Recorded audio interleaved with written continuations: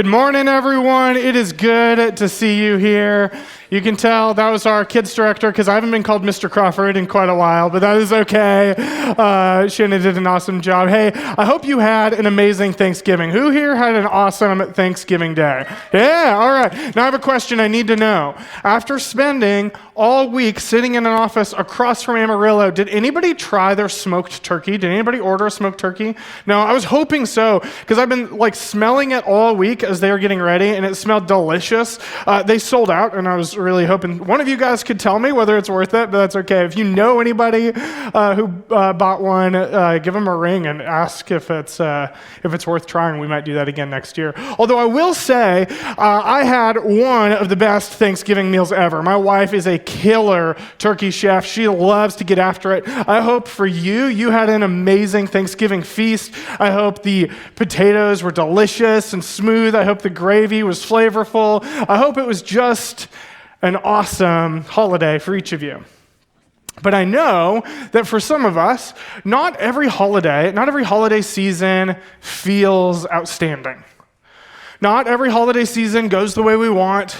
Not every family get-together around the table involves the sort of conversation we were hoping to hear. Not every dish that we make turns out amazing. I wanted to start by sharing a story of one of my early Thanksgiving, or really just holiday trips with my now wife, Amanda. At the time, she and I were dating long distance.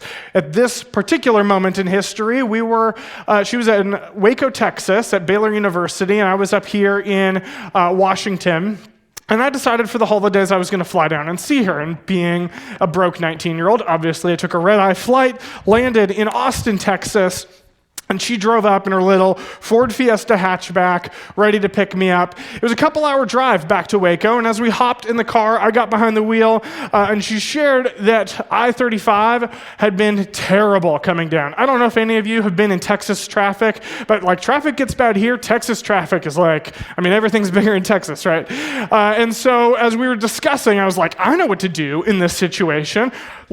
Google Maps isn't probably going to show me the best way to get there. I bet if I hop on some of these side highways and I start just driving up kind of near the freeway, I bet I can avoid all of it and get up to Waco without getting stuck in any of the nasty traffic next to 18-wheelers and concrete blocks on either side. And so we started going. We drove for a couple hours down these little Texas highways, and then we're like, okay, we need maps for the last little bit of this. And I turned on Google Maps, and it said, okay, what you need to do is as you're driving, take a left on this road. And it was literally called Farm to Market Road, something. I was like, okay, cool. We'll do that. And so we'll hop on and feeling good, feeling confident, feeling tired. And as we're going down the road, we get to a spot where the road kind of splits, and Google's like, you need to take a right here. And I kind of look over the wheel, and I look over, and the road in front of me, I couldn't quite tell. Google Maps said it was a road, but I'm pretty sure it was a creek. I looked over, there was literally water running through it, and I was like, Ford Fiesta hatchback, we got this, we can do this. And so we just gunned it, a 19-year-old, through this creek and up trying to get to the other side where the road continued. And you can tell, this was a recipe for something awesome to happen, right? Well, it was awesome. It was awesome at getting us lost and getting us stuck. And so we were right there, we're in the mud. I'm gunning it, and it's just getting us even lower and lower and lower in the mud, and I look over at Amanda, and I'm like, we can either go and ask for help now, or wait and go and ask for help later. And we look at the clock, it is well past midnight. I pull out my phone, there's no signal. And we're like, okay, it's literally sit here and just hope something happens, which is not, or we can get out and I can walk. And I'll walk, and maybe I'll find a farmhouse. Maybe people still have corded phones that work without service, and I'll go and I'll find somebody and they'll call a tow truck for me. So I hop out, and Amanda and I hadn't seen each other in months, and so she was like, I'll walk with you. We start walking. I'd already tried pushing and digging, so I'm covered in water and mud, and we start hiking. down this farm to market road with our best hope being that we'd find like a farmhouse that still had lights on, or some random person who's driving around at 1, 2 a.m., which is exactly the sort of person you want to flag down as like a 19-year-old to come and help you. And that holiday was supposed to be so special. 19-year-olds, she's in college, we're finally together again. We're going to go have this amazing trip. And instead, it was messy, and it was stressed, and I was anxious, and it was gross. We were freezing on the side of the road. Nothing had gone according to plan. And there's this funny thing that I have noticed as we come around to this Advent season, the season of December, as we're going towards Christmas, that like we spend a lot of time talking about love, joy, having a Merry Christmas, peace on earth. And I don't know if you feel this way, but in my life, I feel like sometimes this is the hardest season to experience peace and joy and happiness. You know what's coming up. For some of you, it's annual reviews, budgets, deadlines, end-of-year projects. For some of you, you got to get the decor out. You got to go grocery shopping like 16 times. Make sure you get everything right. Have the full spread out on the table. You've got to have all of the presents. Everything's got to be perfect so that your family can have a special Christmas. You'll spend the next 30 days every day doing laundry.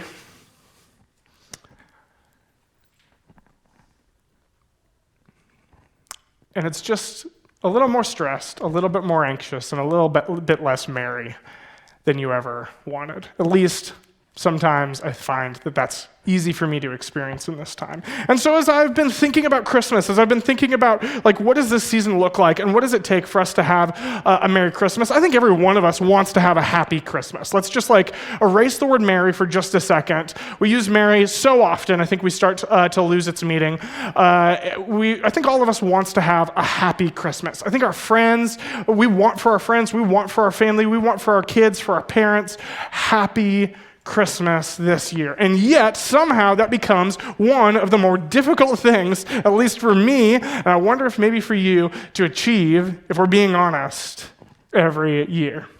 You see, the songs come out. There's enough holiday movies from Hallmark for you to watch for the rest of your life and never get through all of them this year. The songs are amazing and so good, and the shows, and Charlie Brown Christmas, and what's the famous one? You guys know what I'm thinking of, right? It's a Wonderful Life. Yes, absolutely. And they're all tugging at this string of what's the true meaning of Christmas? Well, as we say these words over and over again, Merry Christmas, joy to the world, peace on earth, I find that, for me, they start to lose some of their meaning. Have any of you guys seen this meme? I found this on Instagram not long ago. Is chicken the animal spelled the same as chicken the food? My toddler about to be shook. I think sometimes when, we know this happens with our kids, right? We know they say the word over and over and over again and kind of lose the whole meaning in it. I think sometimes that happens to us too. Have you ever done that before? You're standing somewhere, maybe you're talking to somebody, maybe you're prepping a presentation and you say a word and you say over and over and over again. You're like, is this even the real word? Am I saying this right? This doesn't even sound real anymore. And because this is this shared experience I think a lot of us have had, I decided I was going to Google it. I want to figure out, is there a term for this? And there is. I can barely say it. It's called semantic satiation. Semantic satiation. It's when we say a word over and over and over again. You might say it right, just like I didn't with semantic satiation, but it starts losing its meaning. The idea behind it gets lost, and we just start thinking, what was I thinking? What was I saying? What did it even mean to begin with? And I find that for me, in Christmas time, if we're being honest, we can sit back and we can hear these words: joy to the world, peace on earth, Merry Christmas, Merry Christmas, Merry Christmas, over and over and over and over again until we begin to lose its meaning. And so for today, what I want to do is I want to take a second and do something just a little bit different. I want to just tell you the Christmas story, the original Christmas story. But what I don't want to do is put all of the festive veneer that we put over it. What I don't want to do is repeat a bunch of words that if you, like me, have heard the Christmas story over and over and over again, 10, 20, 30, 50 times if you grew up in church maybe, that the words begin to lose its meaning. And so what I'm going to do is I'm going to read this. If you want to follow along, there's a couple options. If you have our Timberlake app, you can go into the message notes and you'll see the original story in there. If you don't, you can also just Google Luke 2 and find the exact same text there. And what I'm going to do, though, is I'm just going to tell you the story as I read it, without all of the words that I think in my head, when I hear it over and over again, start to lose their meaning. And if I'm being honest, I just my brain turns off and I don't hear any of it. So for just a second, let's read the original Christmas story and see if, whether for you or for me, whether you believe in Jesus or not, this might just have a little bit that we could learn from when it comes to experiencing a happy Christmas this season. As our story begins, Emperor Augustus has decided to conduct a census of the known world in order to levy taxes upon them. So he sent every person to their birth city to register. How romantic. What an amazing, magical beginning to the first Christmas story. No, not at all. Who here wants to sit and read about censuses and taxes? You're we've got 4 or 5 months until tax season. We're going to just pretend it doesn't happen until then. The very first thing that we see as we read this, really, I think Luke highlights 2 things for us. One, there's this emperor, and he is in charge of everything, and he has enough power to tell everybody, you go back to where you were born or where your family is from in order to register so that you can pay me more money. And no, that's number one. Number two, that the very context for the story of the first Christmas takes place in a situation that is really some of the most mundane and normal processes that we even today still practice. It wasn't that long ago that we had a much easier census where we didn't have to go to a different town. And every year we deal with our taxes. Well, imagine if for just a moment, I just took a straw poll of our staff to see what would happen if our current government came and they said, everybody, you have to go to the city you were born in order to do the census. Literally, of our whole staff, only myself and one of our worship leaders, Capriel, would be able to stay in Washington. Everyone else flying to different states, one to Hawaii, one to Texas, to try and register for this census. And so as we start the story, it's just this really boring, really mundane, very controlled set of circumstances that our characters find themselves in. And here's how the story continues. Because he was the emperor, the people had no choice. So a man named Joseph traveled with his pregnant fiancée to his hometown, bringing her in order not to miss the birth of his son. When they arrived at the house of his extended family, if you thought it was an inn, sorry, we can all just shed a tear together. It was probably an extra room in an extended family member's house. When they arrived at the house of his extended family, they found that none of the people they were hoping to stay with had any rooms left. So they chose to sleep in the barn. And so Mary gave birth in an animal stall and had to use a feed trough as a crib. I want you to take a second, if you have context, if you have an idea for what this Christmas story should look like, if you have a nativity at home and it is beautiful and it is cute and there's little sheep next to, I don't know if you've ever worked on a farm. I worked on a farm for maybe a year and a half, and animals are really cute when you drive past them on the road or when you show up for maybe a couple hours to hang out with them. They are not cute when you clean up after them every single day, but you can imagine, it is literally this ramshackle barn house on the outside of this building that they're like, sorry, we literally can't fit another person inside, but if you have nowhere else to go, at least you can be out here with our farm animals. It is messy, it is dirty. Don't even ask me how they cut the umbilical cord. Like, maybe there were shears, but they weren't medical shears. And they're right here in this feed trough in like the most disappointing scene that I think they probably could have imagined. If you have kids, maybe you've thought through family planning. Maybe you're thinking through it right now. This was not Mary's family plan. Like, none of this fit any of the idea that she had for her kid. Think about all of this. She shows up in a very traditional culture to a small town with small town values, pregnant, not even married to her husband-to-be. Already her reputation and his are probably taking a hit. They show up, nobody will even take them in. They probably just had so many people come back to this town that they just couldn't fit them all.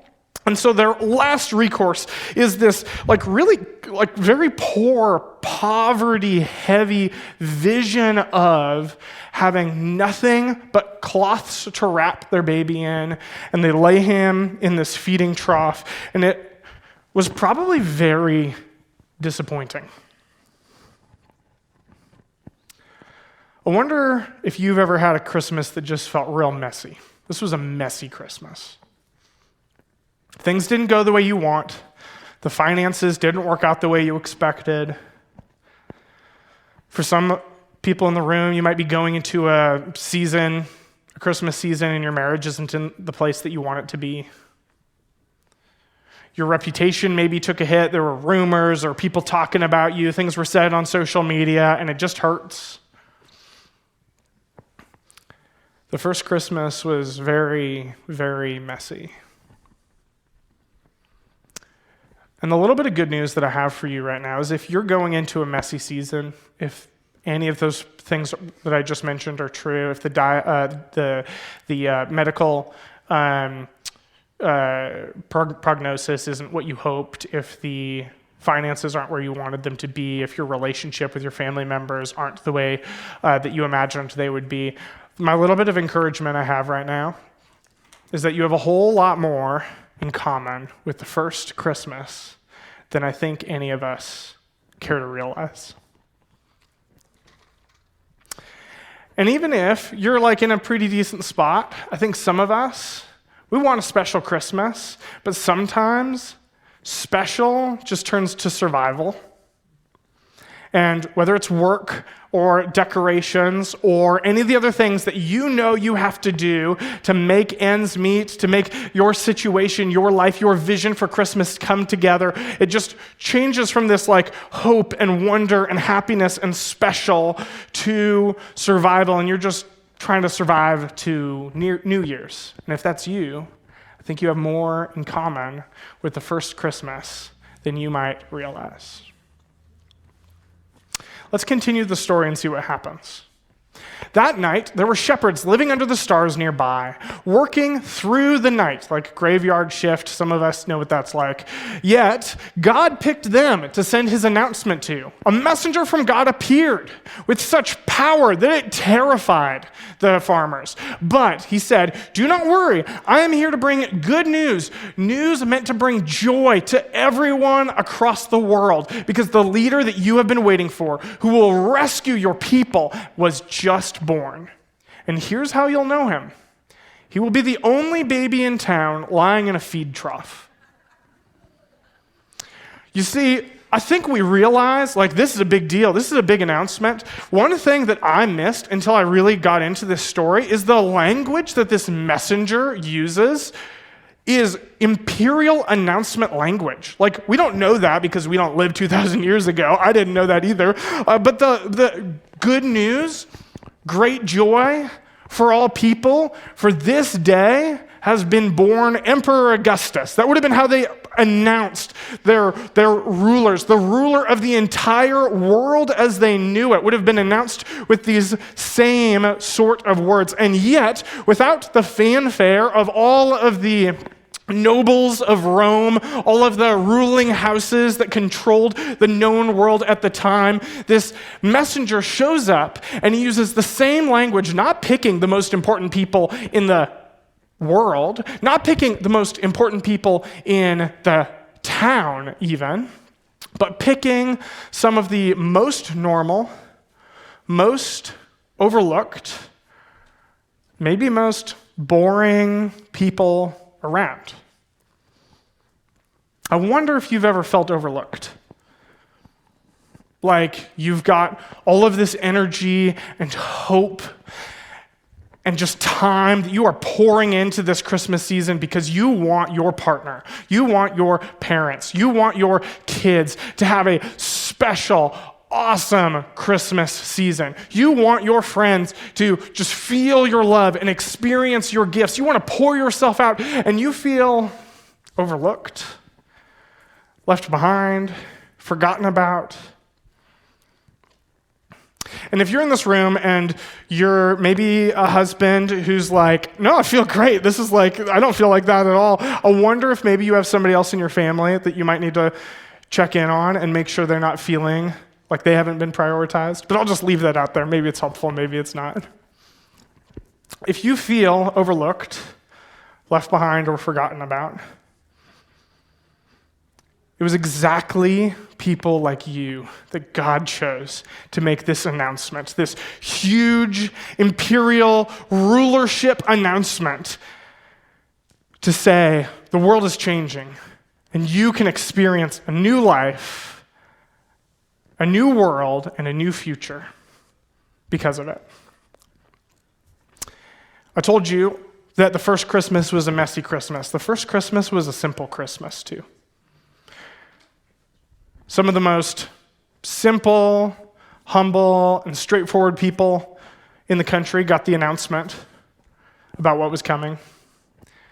Jesus, who we believe was God as a person, we use a big theological word called incarnation to say that God put on skin and bones and he came to the planet in the person of Jesus.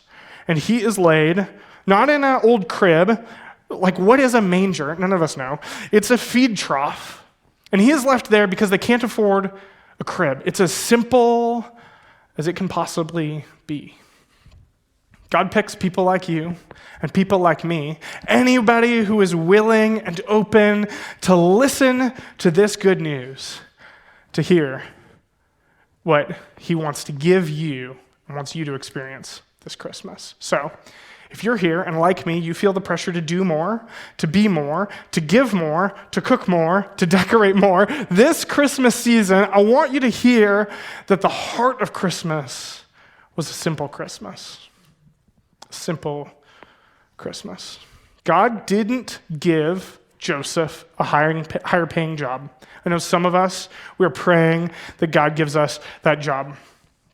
He could have given Joseph a place for his baby to be born, like a hospital, but he didn't give him a hospital, he didn't give him a home. I know some of us, we got this dream of owning a home in the Pacific Northwest. He could have given presents, he could have given money, he could have given health, he could have given wealth, and yet the thing he chose to give during the simple Christmas was himself. We are all going to be tempted to believe this Christmas that I am what I spend. Every one of us is being inundated, starting literally days ago, maybe weeks or months ago for some of us, with this commercialization message of all of the things that you need to buy and you need to do. And we're going to see on social media what our friends bought and what our siblings bought for their kids and what our friends bought for their parents and what our kids' friends got. And we are all going to be tempted to buying into this commercialization to spend more as if we are what we spend. But I want you to consider a challenging idea this Christmas, and that's this. What if you chose to spend less in order to give more? Like, I know, like, all of us are a little uncomfortable with this. Like, this is not jive with the Christmas message that America, like, kind of shouts at us really all year long, but especially in the, like, 6 weeks leading up to Christmas. I want you to consider spending less to give more. This should be challenging, especially because of the comparison culture we're in, the social media landscape that we all have to navigate. But if you're here and Christmas doesn't seem that merry, if you're here and there's anxiety and stress and comparison that wants to creep in, I just wonder if spending more might make the problem worse. And so maybe you're open to the idea. Okay, Jason, yeah, I'll hear more. How do I give more if I'm spending less? How do I spend less to give more? Well, let's finish the story. Right after the messenger gave this announcement, an army of similar messengers joined them, together saying, "No one is greater than God, who offers peace to all the people he is pleased with." Not a word is given to the morality of the shepherds. They did not take any action whatsoever to earn this connection with God, to earn being the people that God announced himself to. They did absolutely nothing. And I think for some of us, we come in here, and maybe you believe, if you've been told for a long time God loves you, but do you believe that God is pleased with you? Do you believe that God is pleased with you today? Some of us, in my own life and in my own heart, it is so easy for this to be like, I put up walls and I defend myself against this idea because God couldn't be pleased with me. He doesn't know what happened yesterday. He doesn't know what happened a week ago. He doesn't know what happened decades into my past. I know those messages come into our minds. That the life I lived disqualifies me. The choices I made disqualifies me. Not a word is given to the qualifications of the shepherds. Not a word is given to your qualifications. God is pleased with you, not because you earned it, not because you avoided the bad things or the bad words or the bad actions, but because he is God and he loves you and he is giving himself for you. I hope you believe that today. I hope that even if you don't believe in God, even if you're here and you don't believe in Jesus, you hear that the message of Jesus, the message of Christmas, is that God is pleased with you. He does not offer any shame. Instead of judgment this Christmas, he wants to give you peace. Would you take that? Would you accept that this Christmas? There is not a word breathed about the worthiness of the shepherds. The only one who is called worthy is God, and he is pleased with you. Right here, right now, every person in this room. He is not surprised. He's not disappointed. There's no shame. There is no judgment. He wants to give you peace. The first Christmas was a messy Christmas. It was a simple Christmas. It was a relational Christmas. What's the shepherd's response to hearing about God is pleased with you and offers peace as a gift to anyone across the world? What is the shepherd's response? They go and they just choose to be present with Jesus. They go and they show up, and you can imagine the search. Room to room, hey, do you have a baby in your feeding trough? No? Okay, next house. And they find Jesus and they spend this first Christmas, them with Jesus, the most boring, unimportant, unnamed people in the story show up and we're reminded of them every year because they just chose to show up and be present in the same way God chose to be incarnated together with them. And so if this year, the gifts, the food, the decor are starting to get overwhelming, I wonder if maybe it's lost a little bit of its relational aspect to it. Like when we sometimes, and I say this as somebody who struggles with this, sometimes I think we are tempted to buy gifts to check buying gifts off the box. Like off the list. There is a certain number of gifts that I got to get so all my kids are happy. Like that is an easy thing for me to believe as like a dad of like a 6 and a 4 and a 2-year-old. Some of you guys have teenagers. Some of you guys have 10-year-olds. Some of you guys have adult kids. I can't even imagine what it's like to be in your world. But if the anxiety creeps in, if the stress creeps in, if the pressure is rising, I just wonder if somehow we've lost some of the relational aspect of Christmas. Because I think think if the gifts and the food and the decoration, if the Christmas parties are there genuinely to celebrate your relationship with people who love you and you love, I think you're going to find a little bit of that wonder, a little bit of that happiness floods right back in. So, what if this Christmas we tried a little less spending, a little bit more giving, and like the shepherds followed Jesus' model, we follow their model, because the greatest gift you can give this Christmas is you. I know, it's so cheesy and so corny. Let's go and watch another movie about the true meaning of Christmas. But I really believe that the greatest gift that you can give your kids, your spouse, your parents, your friends, is your time and energy. And if you're like me, there's not a lot of that isn't already spoken for this season. Is it going to the people you want it to go to? Is it going to the relationships that you want to be invested in? I've got a couple ideas. If you're like me and you're like, this is very happy and very soft and very warm and fuzzy, but I need it to be a little bit more concrete. Like Jason needs it to be more concrete. How do I go and do this? I've got a couple ideas for you. Hopefully they're helpful. And honestly, if they're not, just toss them and ignore them. But if they are, I'd challenge you to grab your phone or grab a piece of paper, whatever you can write on, and write some of these down. Whatever it is you need to do so that we don't walk out of here with our only memory of what happened being that, I forgot to buy presents for my wife on Black Friday. I need to remember to do that. I'd like us to be able to use this time and experience a happy Christmas, not just a merry one where we forget what merry means. Here are my ideas for how we can give more while spending less. Number one, be present. Here's an easy way to do that. I'm going to say easy. Here's a simple way to do that. On Christmas Eve, pick a time that you're going to turn off your phone. Your boss doesn't need to get a hold of you on Christmas Eve.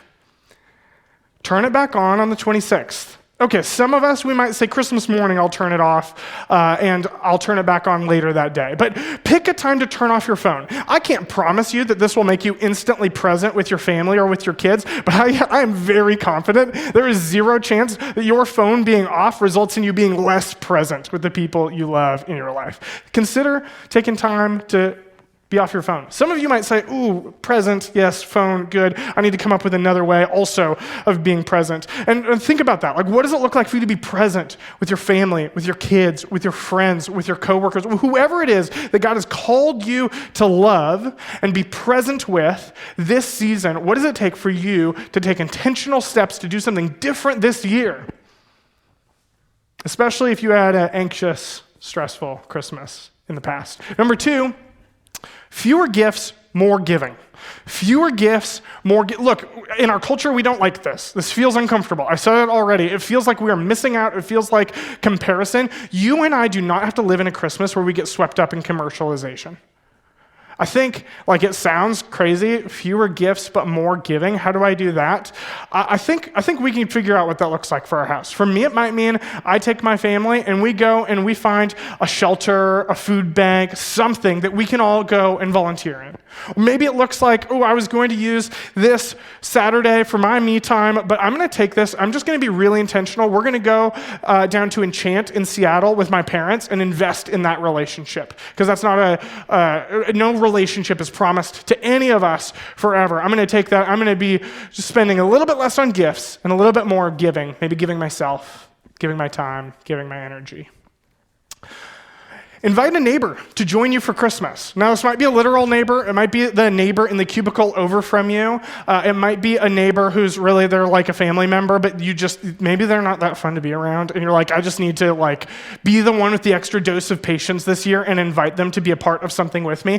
Maybe you invite them to join you for our Christmas Eve service. We're going to do everything we can to make it as incredible and special as possible. P.S. The 3 p.m. is going to fill up. That doesn't mean get here early. That means see if you can come to the 5 p.m. Make room for other people at our 3 p.m. service. But do you have a neighbor, a friend, a family member that you can invite who will spend time with you? Maybe it's not Christmas Eve service. Maybe it's Christmas Eve dinner. Maybe it's Christmas Day. There's somebody, and you know that their family is on the other side of the country, and they're going to be spending Christmas alone, but you choosing to invite them could transform their Christmas experience as you are present, as you spend less in order to give more this Christmas. Volunteer somewhere. Like, this is an easy way to give. All of us, we're all going to buy presents for people we love. We're all going to do that. But what if we spent a little bit less money and spent a little bit more time volunteering at your kid's school, at the local food bank? Call us and we will connect you with volunteer organizations. We have partners around the East Side. Volunteer for Christmas Eve services. This is not the only way that you can choose to give your time, but this will change someone's experience of Christmas Eve if you choose to volunteer at one of our Christmas Eve services. You could be shaking someone's hand, smiling. It might transform the way a person experiences our church for the first time. If you are here on Christmas Eve and you give them a warm, genuine smile. Maybe you're handing out coffee. Maybe you're in a kid's room, just making sure that it is an awesome, holly jolly Christmas for all of our kids. And guess what? Your kids and grandkids will benefit too. Volunteer somewhere. It doesn't have to be here, but if you want it to be here, we've got sign-up sheets out here at the Connect Center. You can talk to me. We will have sign-up sheets all month long, just to make it as easy as possible for you to onboard into one of our volunteer teams. I hope this Christmas you can spend less in order to give more. We ended that night in Texas, walking down this cold, muddy farm-to-market road. Amanda decided to walk with me because, we hadn't been around each other for months. She wasn't going to sit in the car. And so we walk, and we're like, okay, what do we do? Well, there's farmhouses we passed at some point. We could go and knock on someone's door and hope that we get somebody with a landline who can call a tow truck. We could make it all the way back to the highway, but that's kind of a long ways. But then we can just wave until somebody chooses to slow down and stop and help us. And who knows if we even really want that sort of person to slow down and help us. But we got to do something. We're stuck. We have no signal. We have no options. And as we're going, this pickup truck is driving down the road towards us. And I'm like, I don't want to wave, help, please, hitchhike, whatever. I do not want to do any of this, but I'm going to. It's my only option at this point. And so we both wave. I'm sure it was good that it was me and Amanda and not just me, the random dude walking down the road at 2 a.m. And the truck drives right on past. And then it stops. And we see the brake lights come on, and they slide back to where we were. And I'm like, I don't even know how to tell this story. Everything I say is going to sound like I made up the most ridiculous lie of my life in order to try to get these people to help me. But I'm just going to tell them the truth. And so this guy, he rolls down the window. He leans out the window at this giant truck. And in just the most Texas accent is like, what y'all doing out here? Now, this guy is probably 17. It is not he's driving around at 2 a.m. in a pickup truck. It's not a older, mature man who goes to sleep on time. But we knew that that's what we were getting at this time. And so I just tried to explain, well, we went down the road. We were trying not to follow Google, but then we asked Google for directions. And I don't know what to say. Our car is stuck in the mud. And he kind of narrows his eyes at me in kind of the exact same way I would expect to be like, are you kidding me right now? Are you telling the truth? And I look in, and there's these two young guys and this really young gal. They're all together, probably all in their late teens. And they start discussing something, and I hear that it's her birthday party or something. I don't know what they were doing out here for her birthday, but the guy leans out the window, leans over this huge cooler of beer, and is like, all right, we'll meet you over there. And I think at that point, maybe we got a chance to jump in the back of the truck covered in water and mud. We're driven. It's probably genuinely 40 degrees out as we're driven to where our car is. We hop out. And 19-year-old Jason knew nothing. And so this guy, he pulls out a tow line from the back of his truck, and he's like, all right, so I need you to to get under your car, hook this up to the frame, and then you gotta feed it back over here and I'm like, I don't know what any of these things mean. I have no, okay, I'll try it, and grab it, and I walk over, and he looks over at me with just the most disappointed look on his face. Like this Seattle kid standing there like, I don't know what a car's frame is, but I'm about to figure it out. And he's like, just takes off his shirt, rips it off right in front of us, leans over to me, and he's like, I need you to promise not to sue me if I break your car. And I was like, I couldn't even figure out how to put a tow line on a car. I definitely can't figure out how to sue you. And he gets down in the mud, like on his belly, slides under the car, turns over, literally covered in mud, I'm sure trying to impress someone, hooks up the tow line to someplace on the vehicle, and he's like, all right, get in the car. And here's what we're going to do. I'm going to start backing up. When you feel that line get tight, I need you to put the car in reverse and then give me just a little bit of gas, just a little bit, to help me out. And so I hop in. I'm like, okay, well, I literally have no choice, so here we go. And get there and put the car in reverse. Start pressing on the pedal, and I'm like so anxious. I'm like, I know I'm pushing so hard on this pedal right now, but I'm trying not to give it. And I can feel the car moving. And I look down, and I am stomped on the brake pedal right here. I'm like, oh, awkward. I put that on the gas. We get out of the mud, and we hopped out. And really what could have been kind of a disastrous situation, whether it's sketchy people out driving the roads at 2 a.m., or whether it's trying to like flag down cars on a Texas highway, or knocking on some rancher's door at the holidays at 2 a.m. trying to get him to let me call a tow truck from his house. Like, that could have been a disaster in so many ways. Not even to mention the fact we probably couldn't have afforded a tow truck at 19. And yet, the holidays just had this way of bringing together this group of people who probably, between me and Amanda, Seattleites in Texas, and these guys in the middle of Falls County, the guy literally turns to me and is like, how'd you get stuck on the muddiest dang road in Falls County? Like, that was the actual line he gave me. We had no business being together. We had no business getting to know each other, connecting, him getting me out of this. But don't the holidays, at their real core, just have this magic of bringing people together. Some maybe who aren't like each other. Me and my brother are not like each other. Some who don't like each other. People that you disagree with. People that sometimes at holidays maybe you argue with. But bringing us around a table to experience what it's like for this shared world of relationship and connection with other people. It's okay if your Christmas is simple. It is okay if your Christmas is messy, as long as it's relational. It is okay for this Christmas to have fewer presents. It is okay for this Christmas to have messier relationships. But if it is about the people that you love and are connected with in your life, I think this Christmas you might just have a very Merry Christmas. Now, it's easy to lose it.